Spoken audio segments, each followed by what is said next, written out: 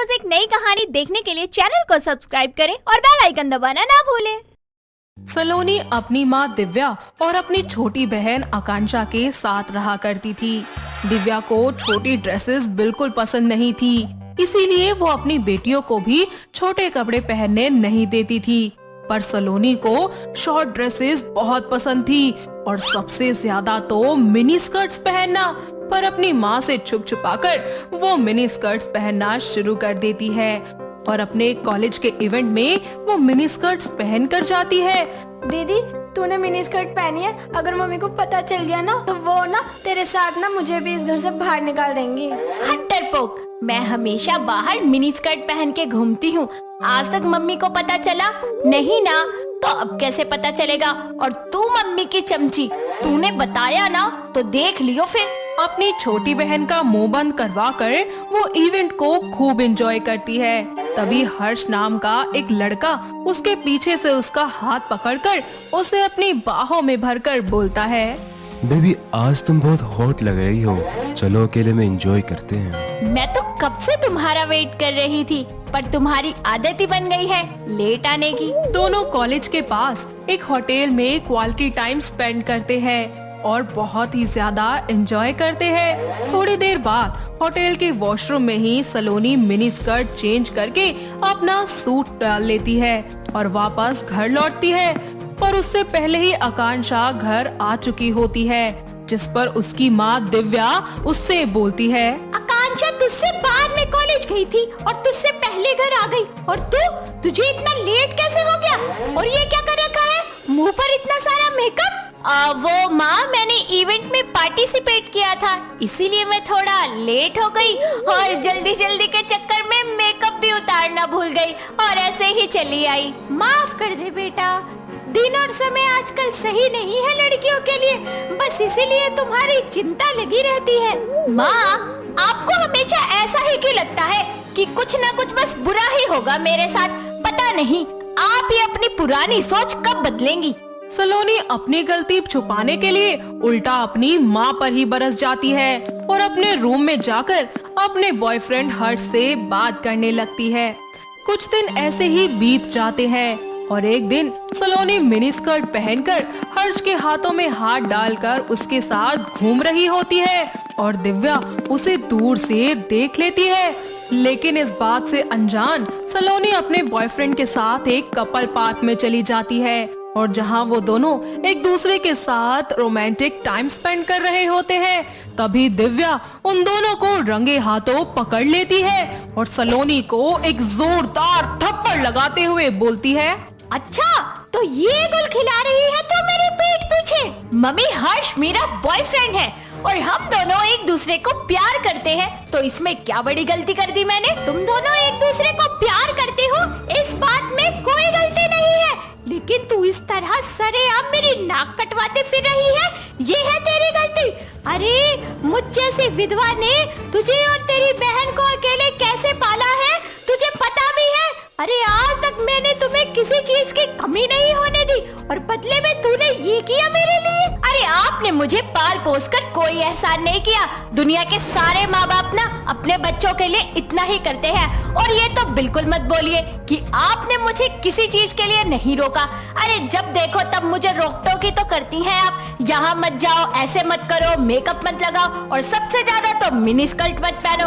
अब बोलो, झूठ बोल रही हूँ मैं? सलोनी, ये तुम अपनी माँ से कैसे बात कर रही हो? अरे मैंने तुम्हें कितना अच्छा समझा था, पर तुम एक नंबर की बदतमीज हो। आंटी, मुझे माफ कर दीजिए, आप मेरी माँ समान हो। सलोनी मेरे सामने आपकी ऐसी बेइज्जती कर रही है, इसकी तरफ से मैं आपसे माफी मांगता हूँ। अरे बेटा, तुम्हें क्या दोष तू? जब अपना ही सिक्का खोटा हो तो दूसरे को कुछ नहीं कहते। बेटा तुम बहुत अच्छे हो। इतना बोलकर दिव्या वहाँ से चली जाती है। सलोनी कुछ नहीं बोलती और गुस्से में घर ना जाकर वो अकेले रोड पर बैठकर सोचने लगती है, पर उसे कुछ समझ ही नहीं आता। देखते ही देखते दिन ढल जाता है और रात हो जाती है। उसके घर से बार बार फोन आता है, पर वो किसी का भी फोन नहीं उठाती। ऐसे ही काफी रात हो जाती है और चलते चलते सलोनी एक सुनसान सड़क पर पहुंचती है, जहां कुछ गुंडे पेड़ के नीचे बैठे होते हैं और जैसे ही सलोनी वहाँ से गुजरती है तो वो लड़के धीरे धीरे उसका पीछा करना शुरू कर देते हैं और वो उन सब से थोड़ा घबरा जाती है और जल्दी से हर्ष को फोन करके उसे बोलती है, हर्ष, मैं यहाँ टी पॉइंट के पास हूँ। कुछ गुंडे मेरा पीछा कर रहे हैं, मुझे बहुत डर लग रहा है, तुम जल्दी से आ जाओ। तुम घबराओ मत और अपनी लाइव लोकेशन सेंड करो, मैं अभी वहाँ आ रहा हूँ, चिंता मत करो।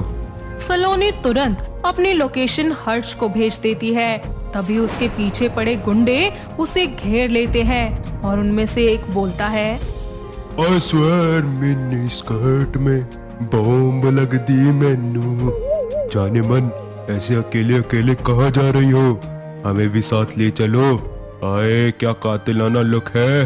आए तेरी मिनी स्कर्ट, मेरी तो जान ही लेके मानेगी। इतने में वहाँ एक दीपांशु नाम का लड़का आ जाता है जो कि वहाँ से अपने घर जा रहा था और वो सलोनी की मदद करने के लिए उससे कहता है, अरे दीपा, तू यहाँ क्या कर रही है? चल घर चल, वैसे भी बहुत रात हो गई है, तेरा भाई आ गया है और तुम आवारा कुत्तों की तरह फिर लड़की को देखकर उसके पीछे पड़ गए। दूर रहना मेरी बहन से, समझे? अब जाते हो यहाँ से या भेजू जेल में? और हाँ, एक बात तुम सब याद रखना, मेरी मिनी स्कर्ट नहीं बल्कि तुम्हारी सोच ही छोटी है। दीपांशु उन गुंडों को डांटकर वहाँ से भगा देता है, जिस पर सलोनी उससे बोलती है, थैंक यू। वैसे मेरा नाम सलोनी है। आपने एक भाई बनकर आज मेरी बहुत मदद की। और ये लोग, इनको देखो, ये कितने घटिया हैं। शायद आज मेरी मिनी स्कर्ट पहनने की वजह से ही ऐसा हुआ है। मुझे ऐसे कपड़े पहनकर बाहर नहीं आना जाना चाहिए। अभी तो खुद ने बोला, छोटी मेरी स्कर्ट नहीं, उनकी सोच है।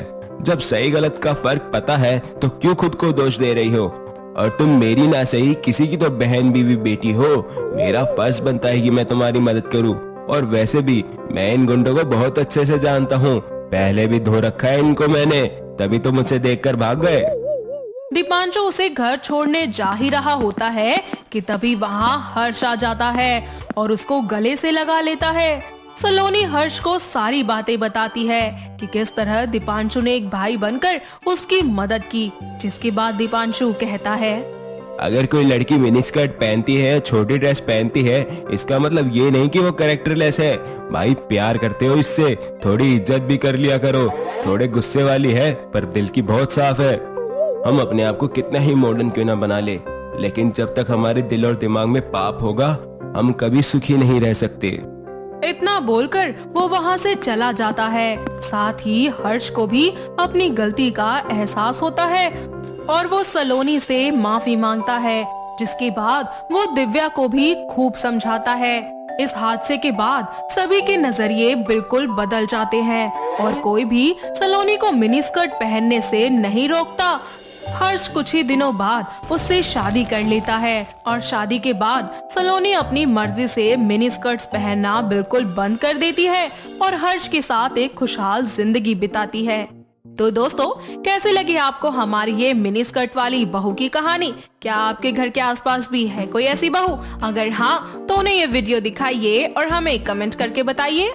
दोस्तों, अगर आपको ये कहानी पसंद आई तो इसे लाइक करें, शेयर करें और कमेंट करके बताएं कि कहानी में आपको सबसे अच्छा क्या लगा।